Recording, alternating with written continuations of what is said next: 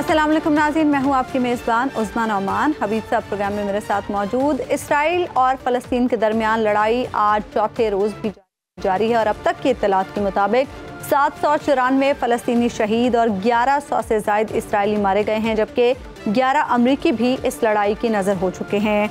Israel ने जंग का बाज़ाब्ता ऐलान करते हुए गज़ा की मुकम्मल नाकाबंदी कर दी है, जिसकी अक़वाम मुत्तहिदा ने मुखालिफत की है।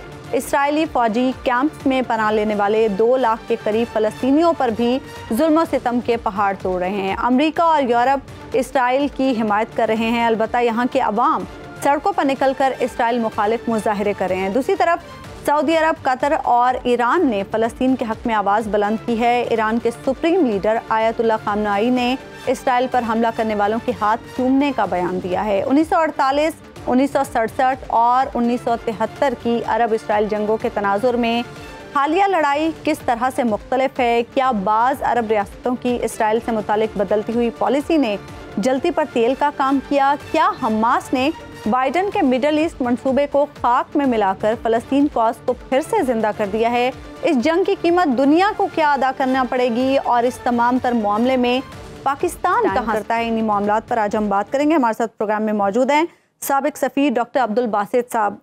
बासित साहब, ये कहिएगा, आपको क्या लग रहा है, क्राइसिस कहाँ ख़त्म होगा? क्या इसराइल ऑल आउट वॉर की तरफ भी जा सकता है? ऑल आउट वॉर पे तो नहीं जाएगा, लेकिन ऑब्वियसली जो बेंजामिन नेतन्याहू की इस वक्त अंदरूनी एतबार से सियासी पोजीशन है, वो किसी न किसी हद तक तो एस्केलेट करेगा। उनका ये कहना कि हम हमास की लीडरशिप को ख़त्म कर देंगे, वो तो नामुमकिन है, वो रेट्रिक है। लेकिन बहरहाल कहीं ना कहीं गज़ा पे बम्बार्डमेंट जारी रहेगी और हलाकतें होंगी और लोग शहीद होंगे फ़लस्तीनी। तो कुछ फिर कल अरब लीग का भी इजलास हो रहा है, देखें वो क्या पोजीशन लेते हैं। यूनाइटेड नेशंस कोई अपना सही मानों में इजलास नहीं बुला सकी, वहाँ भी कोई फैसला नहीं हो पाया। और फिर अमेरिका ने भी मज़ीद इमदाद देने का भी कह दिया है। तो एक लिहाज से सूरत हाल को एस्केलेट करना चाहते हैं कुछ अरसे के लिए, और मेरा नहीं ख्याल कि इसके अलावा कुछ और होगा। बाकी ये देखना है कि किस तरह मामलात को अब समेटा जाता है, क्योंकि वहाँ पे कैदी भी हैं फ़लस्तीनी, तकरीबन 100 के करीब फ़लस्तीनियों के पास गज़ा में।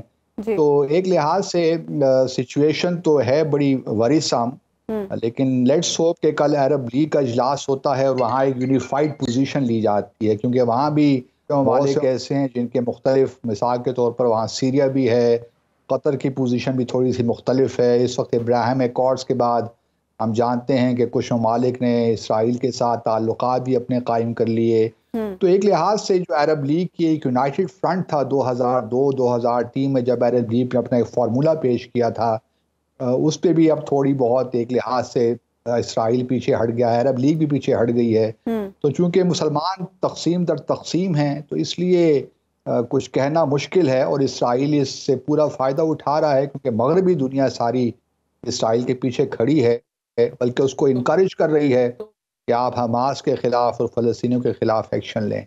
तो एक बड़ी एक लिहाज से बड़ी उदास करने वाली सिचुएशन है। सच्ची बात तो ये है जी। अमेरिका की जो ब्रोकरेज से एक डील हो रही है अरब के और इसराइल के दरमियान, आपको लगता है कि ये बुनियादी तौर पे जो हमास ने किया है, ये उस डील को रोकने के लिए किया है कि इसराइल की, यदि इसराइल को जो तस्लीम करना है सऊदी अरब की तरफ से, वो आगे ना बढ़ सके? ये भी एक बात हो सकती है, क्योंकि 2018 के बाद जब से इब्राहिम एकॉर्ड्स शुरू हुए, तो ये एक बात की उम्मीद की जा रही थी कि शायद अब जिस तरह ओस्लो एकॉर्ड्स में इसराइल ने इत्तेफाक किया था कि वो 2 स्टेट सोल्यूशन की तरफ आएगा, और उस पर कुछ काम भी हो रहा था। लेकिन फिर हमने देखा कि कुछ अरब ममालिक ने, मिसाल के तौर पर यूएई ने जब इसराइल को तस्लीम किया, तो वो इस शर्त पे किया कि जो यहूदी बस्तियां हैं मगरबी किनारे में, वो बंद कर दी जाएंगी, वो मज़ीद उनको एक्सपैंड नहीं किया जाएगा।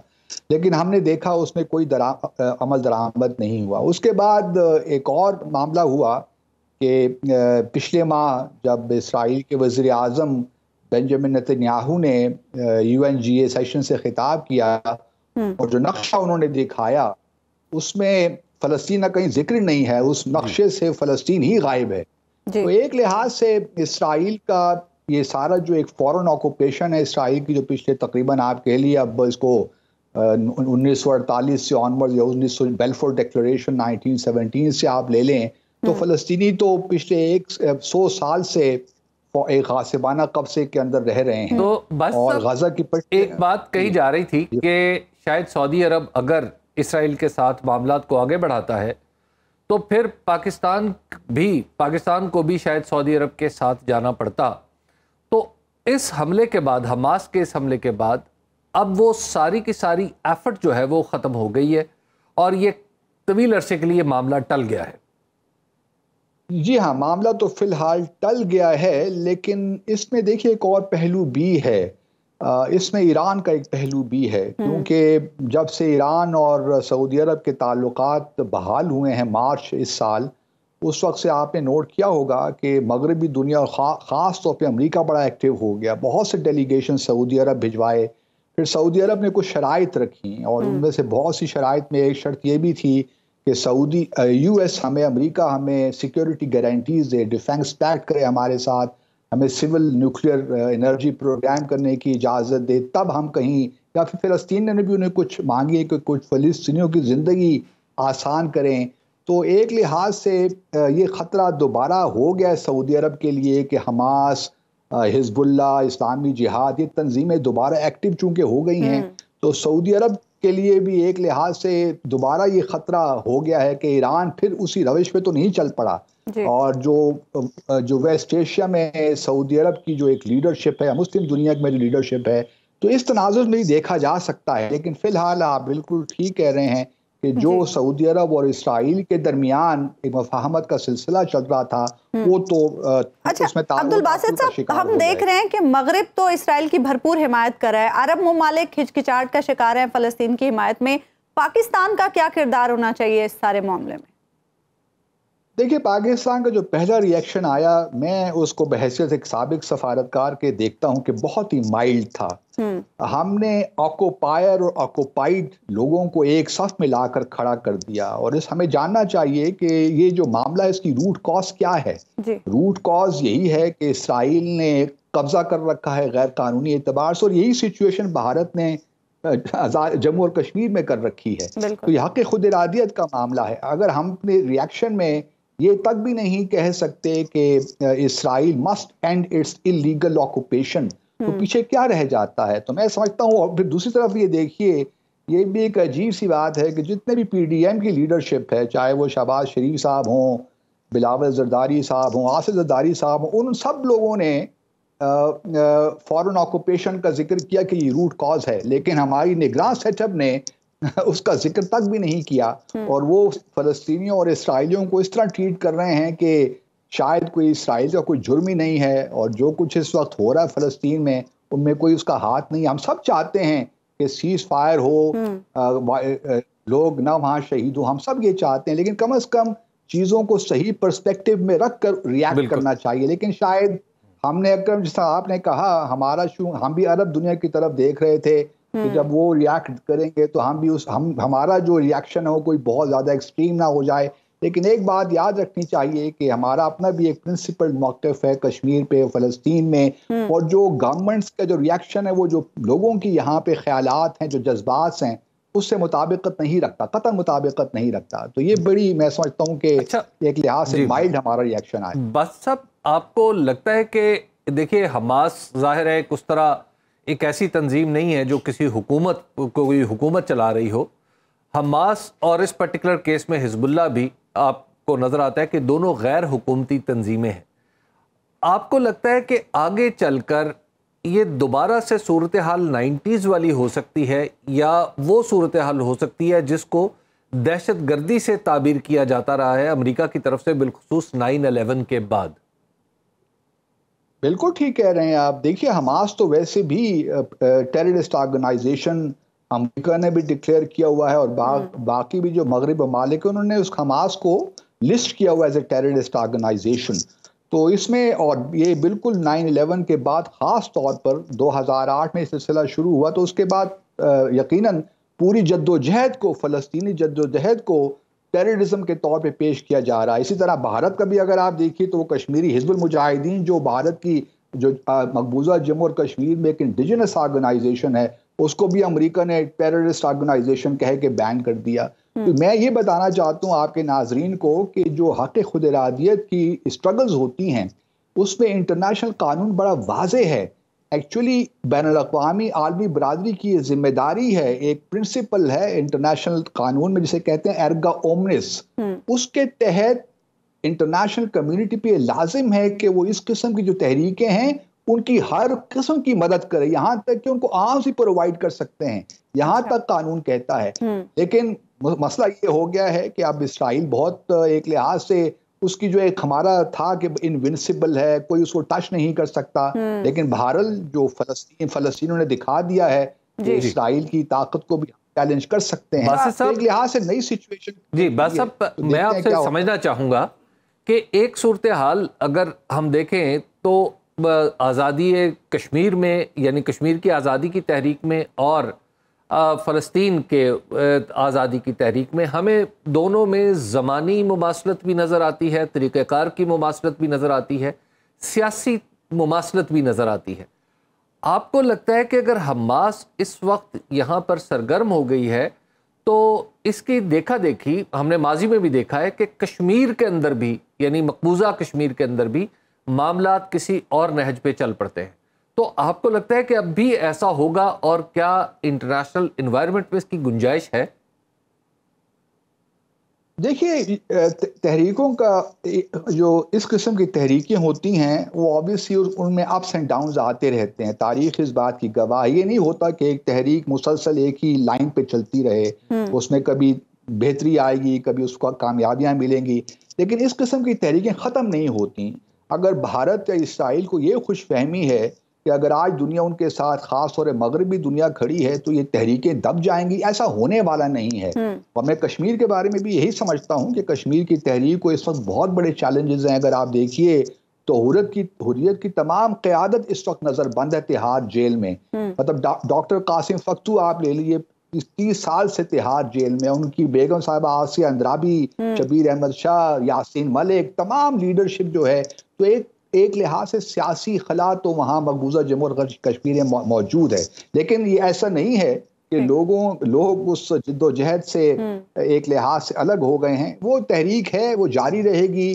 کبھی آپ اس کو ایک نظر آئے گا, مومنٹم بڑھے گا, کبھی کم ہوگا, لیکن ایونچولی اسرائیل اور بھارت کو یہ طے کرنا ہے کہ اگر مڈل ایسٹ میں دیرپا عمل لانا ہے, جنوبی ایشیا میں دیرپا عمل لانا ہے, تو ان دونوں ڈسپیوٹس کا ریزالو ہونا بہت ضروری ہے. اچھا عبدالباسط صاحب, آپ کیا دیکھ رہے ہیں, یہ جو کرائسس ہے یہ کتنا لمبا جا سکتا ہے اور اس کے انٹرنیشنلی کیا اثرات ہوں گے؟ دیکھیں انٹرنیشنلی اثرات تو یہ ہیں کہ اس وقت امریکہ میں الیکشنز اگلے سال ہونے جا رہے ہیں, تو اس وقت ڈومیسٹک پالیٹکس بھی ہے. بینجامن خود کرپشن میں گھرا ہوا ہے, وہ چاہے گا کہ تھوڑی سی سچویشن کا اسکلیٹ کرے تاکہ وہاں سے بھی توجہ ہٹے اور وہ ایک دوبارہ ایک ایز اے اسٹرانگ لیڈر کے طور پہ ابھرے. تو میں اس کرائسس کو دیکھ رہا ہوں ایسے کہ ایک ایسکلیٹ ہوگا ان دا سینس کہ غزہ میں کافی تباہی ہوگی, اور جو ہم دیکھ رہے ہیں تقریباً اب 800 سے 900 فلسطینی شہید ہو گئے ہیں اور غزہ میں مسلسل بمبارڈمنٹ ہو رہی ہے. اب دیکھنا یہ ہے کہ آیا قطر جیسے ممالک بیہائنڈ دا سینز کچھ جو اس وقت کیپٹیوز ہیں فلسطینیوں کے پاس اسرائیلی, ان کو چھڑانے کے لیے کیا اقدامات ہوتے ہیں. وہ شاید ایک ایسی چیز ہے جس سے شاید کچھ ڈی ایسکلیشن ہو. اور پھر عرب لیگ کا اجلاس ہوگا, اس میں دیکھتے ہیں کہ سعودی عرب یا عرب لیگ کیا پوزیشن لیتی ہے. تو یہ سامان وہ, کیونکہ اسرائیل کو بھی یہ بڑا واضح ہے کہ وہ بھی نہیں چاہے گا کہ سعودی عرب کو بہت دور تک پش کرے.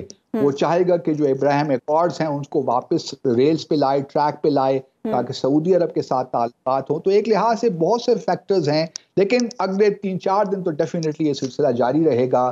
اور جو وہ کہتے ہیں کہ حماس کو ختم کر دیں گے وہ تو ممکن نہیں ہے, لیکن بہرحال ہم دیکھیں گے کہ سویلینز وہاں شہید ہوں گے, انفراسٹرکچر تباہ کریں گے, اور کچھ ڈومیسٹک کنزمپشن کے لیے سارا کام ہوگا. ٹھیک ہے, بہت بہت شکریہ ڈاکٹر عبدالباسط صاحب, آپ پروگرام میں ہمارے ساتھ موجود تھے. حبیب صاحب, ڈاکٹر عبدالباسط صاحب جس طرح سے مینشن کر رہے تھے کہ نگران حکومت کو جو ریاکشن دینا چاہیے تھا وہ ریاکشن اس معاملے پر نہیں دیا گیا. دیکھیے میرا خیال ہے کہ نگران حکومت کو اسی طرح کا ہی ریاکشن دینا چاہیے تھا, اور پاکستان کی روایتی جو پالیسی ہے اسرائیل کے حوالے سے وہ اس 2 جگہ سے سٹیم ہوتی ہے, ایک نظریاتی اور دوسرا عملی. نظریاتی حوالہ اس کا قائد اعظم رحمۃ اللہ علیہ کا ہے. قائد اعظم رحمۃ اللہ علیہ نے فلسطین پر اسرائیل کے قبضے کو غاصبانہ قبضہ قرار دیا, اور اس وجہ سے ہم انہی سے رہنمائی لیتے ہوئے آج تک اسرائیل کو تسلیم کرنے کے لیے تیار نہیں۔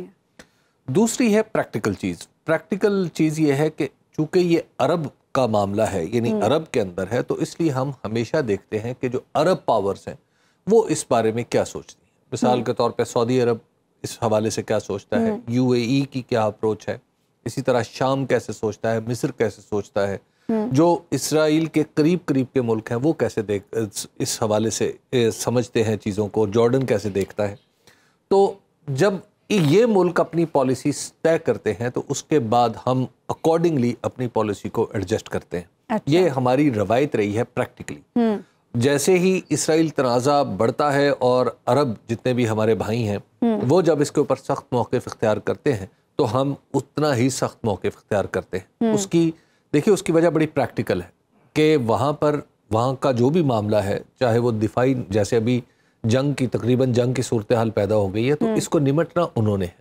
اسی طرح پاکستان میں جب ہم کشمیر کے مسئلے پر کوئی موقف اختیار کرتے ہیں تو عرب ممالک اس کو ریسیپروکیٹ کرتے ہیں، یعنی ہمارے اس طرز عمل کو، اور پھر یعنی جب ہم اس کو، یعنی جس طرح ہم عرب کے لیے اسرائیل پر یا فلسطین پر جو موقف اختیار کرتے ہیں، اسی طرز عمل کو ریسیپروکیٹ کرتے ہوئے کشمیر پر ہمارا جو موقف ہوتا ہے اس کو تقویت دیتے ہیں۔ تو لہٰذا یہ ایک اس طرح کا معاملہ ہے، تو اس وجہ سے ہمیں تھوڑا سا انتظار کرنا چاہیے، اور میرا خیال ہے کہ یہ ٹھیک بات ہے کہ ہماری جو نگران حکومت ہے اس نے اتنا ہی وہی موقف اختیار کیا ہے جو سعودی عرب کا ہے، جو یو اے ای کا ہے، یا جو دوسرے ملکوں نے، جو اس خطے کے ملک ہیں انہوں نے۔ کل عرب لیگ کے اجلاس کے بعد کوئی واضح سچویشن ہمارے سامنے آئے گی تو اس کے بعد پھر پاکستان کا موقف مزید واضح ہو سکتا ہے؟ ڈیفینیٹلی۔ دیکھیے، جب عرب لیگ اس کے اوپر کوئی مشترکہ موقف اختیار کرتی ہے تو اس کے بعد ہمارا موقف بھی اس کے اوپر اسی کی تائید میں ہوگا ڈیفینیٹلی،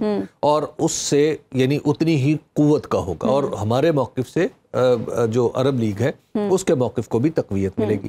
لیکن ہمیں یہ نہیں بھولنا چاہیے کہ دیکھیے عظمیٰ، یہ جو تنازع ہے یہ شاید پھیل جائے۔ آپ دیکھ رہی ہیں کہ اگرچہ سعودی عرب نے اس پہ پہلا رسپانس سعودی عرب کا بڑا نسبتاً نرم تھا، اسی طرح یو اے ای کے حوالے سے آج فاکس نیوز نے ان کی ویب سائٹ پہ ایک خبر ہے، وہ میں دیکھ رہا تھا کہ انہوں نے یو اے ای نے شام کو کہا ہے، یعنی سیریا کو کہا ہے کہ آپ اپنی سرزمین اسرائیل کے خلاف استعمال نہ ہونے دیں۔ یعنی اگرچہ آپ یو اے ای کے اس موقف کو شاید بعض ایموشنلی دیکھا جائے تو شاید کسی اور انداز سے اس کی تشریح ہوگی، لیکن اس کا مطلب ہے کہ یو اے ای بھی اس تنازع کو پھیلانا نہیں چاہ رہا۔ اچھا، ایران ہے تو ایران کا ایک بڑا سخت موقف رہا ہے اسرائیل کے اوپر، جیسا بھی آپ نے ان کے بیان کا بھی ذکر کیا آیت اللہ خامنہ نے کی۔ اب وہاں پر جو مجھے ڈر لگ رہا ہے اس خطے کے حوالے سے، یعنی میری رائے یہ ہے کہ وہاں پہ شاید اب حزب اللہ پر دباؤ بڑھنا شروع ہو جائے گا۔ اگر یہ تنازع جلدی ختم نہ ہوا تو پھر حزب اللہ پر دباؤ بڑھنا شروع ہو جائے گا۔ اب آپ دیکھیے کہ اگر نقشہ آپ دیکھیے نا اسرائیل کا، تو اس کے ایک طرف میڈیٹرینین میں غزہ اسٹرپ ہے جسے کہتے ہیں، اور دوسری طرف بالکل آپ اگر چلے جائیں تو لبنان ہے، اور لبنان میں ہی حزب اللہ بیسڈ ہے، تو دو طرفہ حملہ شروع ہو سکتا ہے۔ تیسری طرف شام ہے، اور شام کے اندرونی معاملات اتنے خراب ہیں کہ شام اپنے اندرونی معاملات کو درست کرنے کے لیے وہ اسرائیل کے خلاف کوئی ایکشن لے سکتا ہے، کوئی جنگ چھیڑ سکتا ہے، اور جتنی کمزور بشار الاسد کی حکومت ہے وہ ڈیفینیٹلی چاہے گی کہ اس کی جو اندرونی ساکھ ہے جو مجروح ہو چکی ہے اس کو وہ اس جنگ کے ذریعے بحال کرنے کی کوشش کرے۔ تو اگر یہ اس طرح کا تنازع پیدا ہو گیا تو پھر اس کو سمیٹنا بہت مشکل ہو جائے گا، اور الٹیمیٹلی اس کے اثرات پاکستان پر بھی۔ یہی میں آپ سے پوچھنا چاہ رہی تھی ڈاکٹر باسط صاحب سے، میں نے پوچھا کہ اگر یہ کرائسس طوالت اختیار کرتا ہے تو انٹرنیشنلی اس کا کیا امپیکٹ ہوگا؟ آپ سے میں یہ پوچھنا چاہوں گی کہ پاکستان پر اس کے کیا اثرات ہوں گے؟ دیکھیے، پاکستان پر اس کے اثرات دو طرح کے آئیں گے۔ ایک تو یہ ہے کہ بہت سارے جو مسلمان دنیا ہے اس کی نظریں ہماری طرف لگیں گی اگر یہ تنازع بڑھتا ہے، یا اس میں کوئی ملک جنگ میں، ابھی تک تو حماس ایک تنظیم ہے نا، اگر کوئی ملک ایک اقدام کا فیصلہ کر لیتا ہے تو تب ہمارا بڑا امتحان ہوگا۔ دوسری بات یہ ہے کہ جو ہمارے سعودی بھائی ہیں، سعودی عرب سے ہمیں توقعات ہے بہت ساری کہ انہوں نے کچھ انویسٹمنٹ کرنی ہے، مختلف نمبرز آ رہے ہیں جی، لیکن اب مجھے ایسا لگتا ہے کہ یہ جو تنازع ہے ہم سعودی عرب کی توجہ جو ہے وہ دوسری طرف لے جائے گا، اچھا، اور اس کے نتیجے میں ہمارے ہاں جو کچھ امکانات تھے یا امیدیں تھیں وہ شاید ٹائم فریم میں پوری نہ ہو سکیں. یعنی ان کا جو ٹائم فریم دیا جا رہا تھا اکتوبر نومبر کی بات ہو رہی تھی، تو اب شاید وہ ٹائم فریم آگے نکل جائے. تو اس وجہ سے ہمارے تھوڑے سے مالی مشکلات بھی میں فورسی کر رہا ہوں پاکستان کے لیے. اور اسی طرح آپ دیکھ لیجئے کہ یونائیٹڈ عرب جو ہمارے متحدہ عرب امارات ہیں UAE، وہ بھی اگر اس تنازع میں زیادہ الجھ جاتا ہے، ظاہر ہے وقت لگتا ہے اس طرح کے تنازعات کو سلجھانے میں، تو اس کی توجہ بھی ہماری طرف اس خطے کی طرف کم ہو جائے گی. تو لہٰذا بہت سارے ہمارے جو معاشی معاملات ہیں مجھے ایسے لگتا ہے کہ اگر یہ تیزی سے معاملات حل نہ ہوئے، نارملائزیشن نہ ہوئی، تو ہمارے اوپر بھی اس کے اثرات آئیں گے اور نیگیٹو ہی ہوں گے. اور پھر تیسری بات ہے کہ ایران ہمارا پڑوسی ملک ہے اور ایران کا ایک موقف ہے، اور ایران اگر اس معاملے میں مزید اس کو بڑھاتا ہے تو ڈیفینیٹلی اس کے اثرات بھی پھر اس خطے پہ آئیں گے اور ہمیں بھی پوزیشنز لینے پڑیں گی. ٹھیک ہے، ٹھیک ہے. ایک بریک ہم لیں گے یہاں پہ ناظرین، اور بریک کے بعد ہم واپس آئیں گے تو بات کریں گے ملکی سیاسی صورتحال کی، اور خاص طور پر انتخابات کے حوالے سے نگران حکومت کا کیا ٹیک ہے، اس پر بھی بات.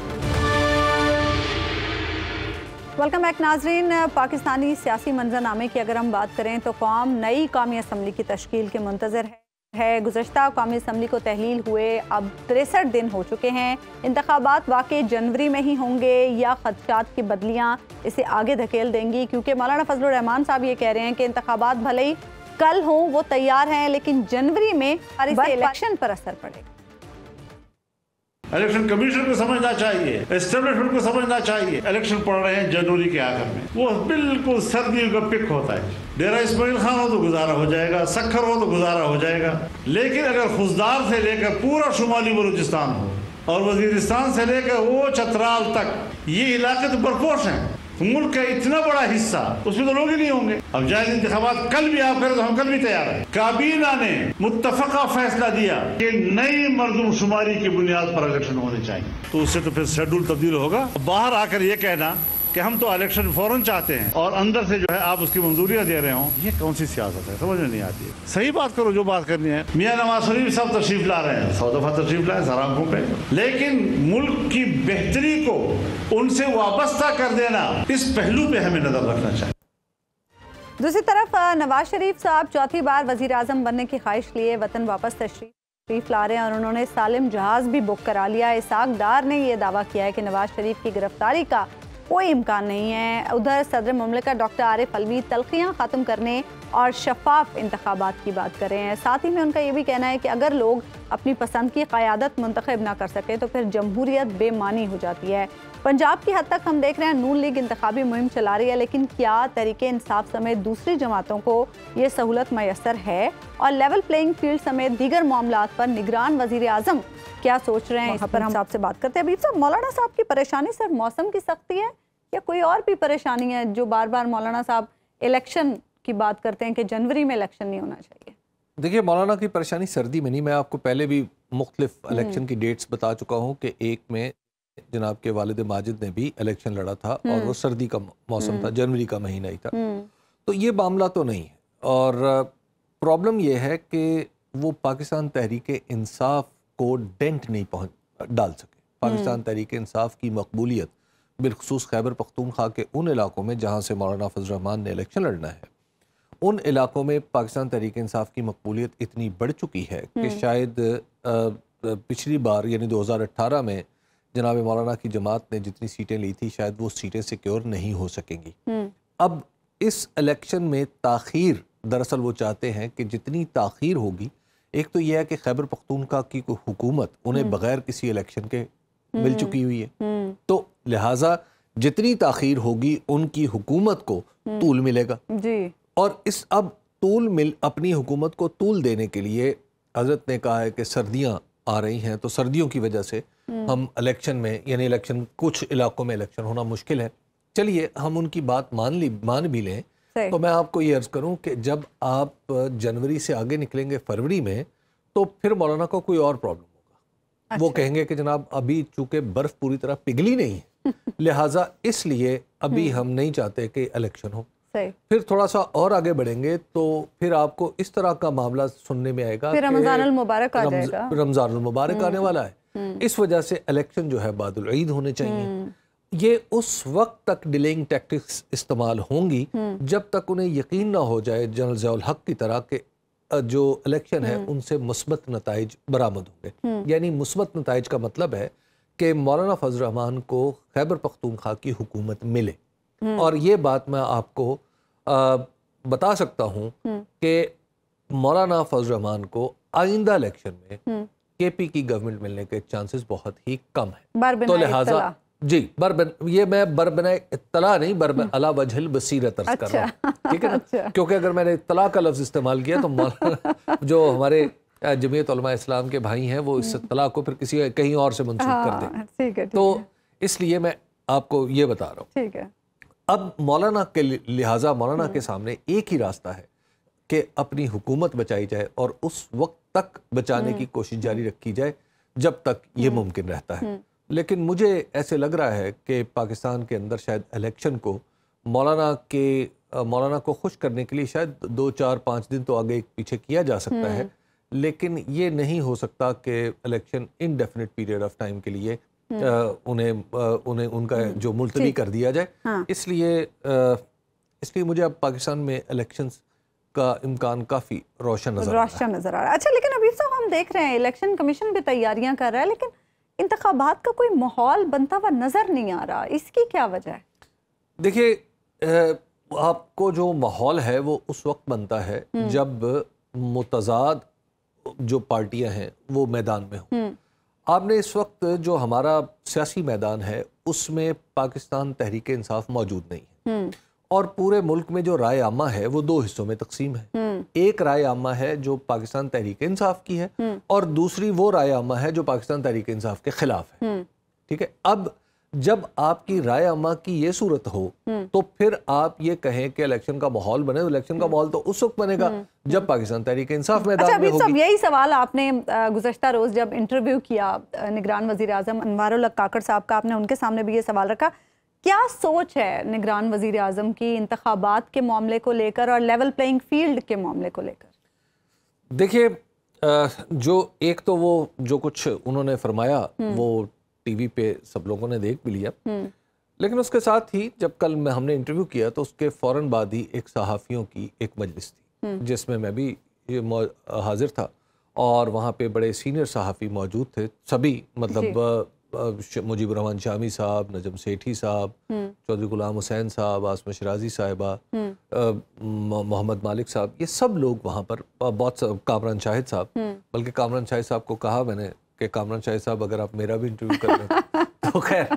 اب بات یہ ہے کہ یہ سب لوگ وہاں پہ سینئر لوگ موجود تھے, اور جب وہاں پہ موجودگی میں وزیر اعظم نے بڑی طویل گفتگو کی, یعنی 6:30 بجے سے لے کے تقریباً 10 بجے تک وہ انٹریکشن رہا. تو وزیر اعظم نے ان مینی ورڈز جو بات کہی وہ یہ تھی کہ ہمیں اپنی زمینی حقائق ذہن میں رکھنے چاہیے اور ہمیں انہی زمینی حقائق کے مطابق ہی توقعات باندھنی چاہیے. اور وزیر اعظم بار بار ایک لفظ استعمال کرتے ہیں ٹرانزیشنل ڈیموکریسی یا ٹرانزیشن ڈیموکریسی, اور یہ ایک ایسی ٹرم ہے جب وزیر اعظم کے منہ سے نکلتی ہے تو مجھے بڑا خوف آتا ہے. کیوں؟ وہ اس کی وجہ یہ ہے کہ ٹرانزیشن ڈیموکریسی جو ہے اس میں پھر دستور کی حیثیت سیکنڈری ہو جاتی ہے. اچھا, یہ وجہ ہے.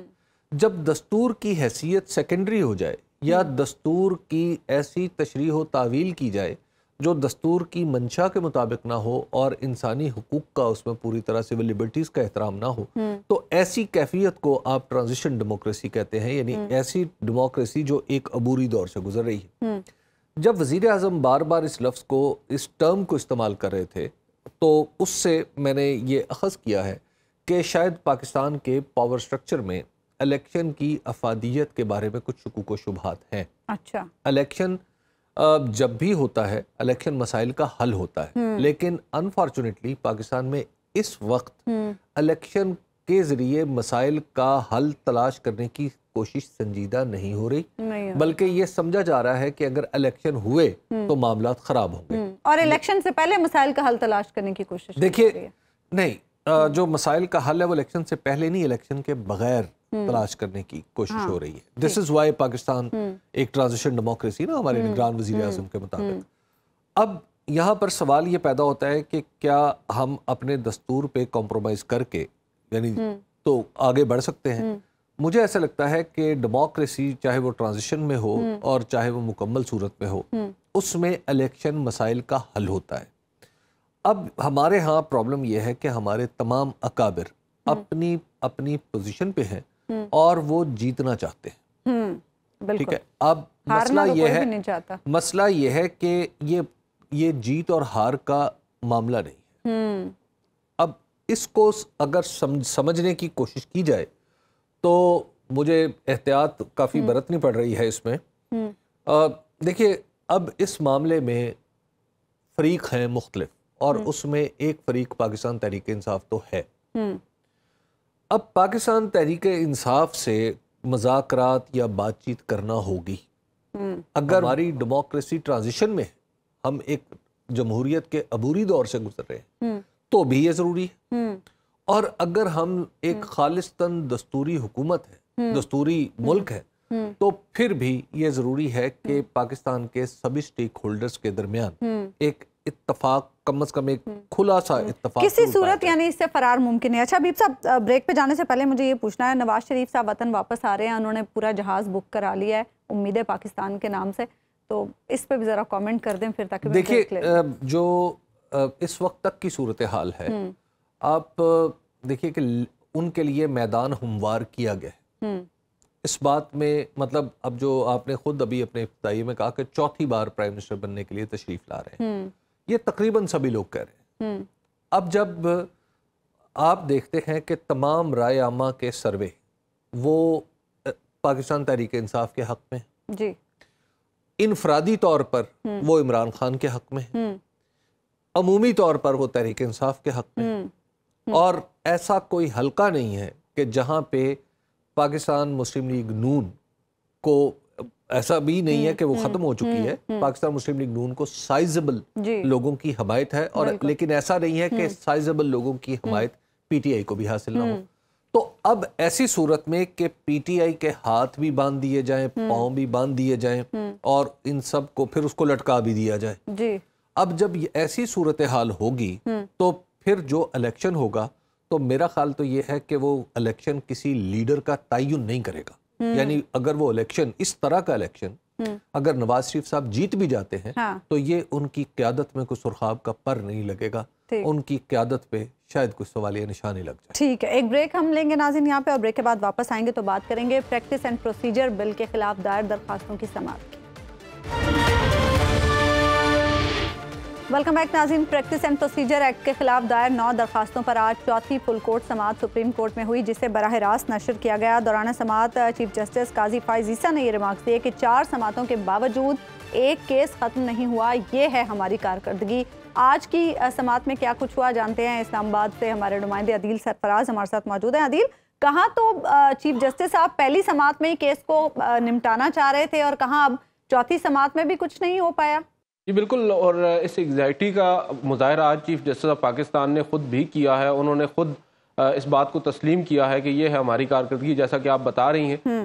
مگر اس کی ایک بنیادی وجہ یہ ہے کہ پیٹیشنرز کی ایک تو کافی بڑی تعداد تھی اس کیس میں، اور اس کے ساتھ ساتھ جو فریقین ہیں وہ بھی بڑی تعداد میں موجود ہیں. تمام نے اپنے آرگیومنٹس دینے ہیں، اور آج کم از کم جو فریقین ہیں اور پیٹیشنرز ان کے دلائل تو مکمل ہو چکے ہیں. اب صرف اٹارنی جنرل آف پاکستان کے دلائل ہیں جو کل کہا جا رہا ہے، ان کی جانب سے تو دعویٰ کیا گیا ہے کہ 1 گھنٹے میں وہ کنکلوڈ کر لیں گے، اینڈ ممکن ہے 1 سے 1.5 بجے تک یہ کیس کل کنکلوڈ ہو جائے گا. دوسری جانب اگر آج کی سماعت میں آپ دیکھیں تو آج ہم نے یہ دیکھا ہے کہ ججز کے درمیان جو تکرار تھی وہ تھوڑی سی زیادہ شدید ہمیں نظر آئی.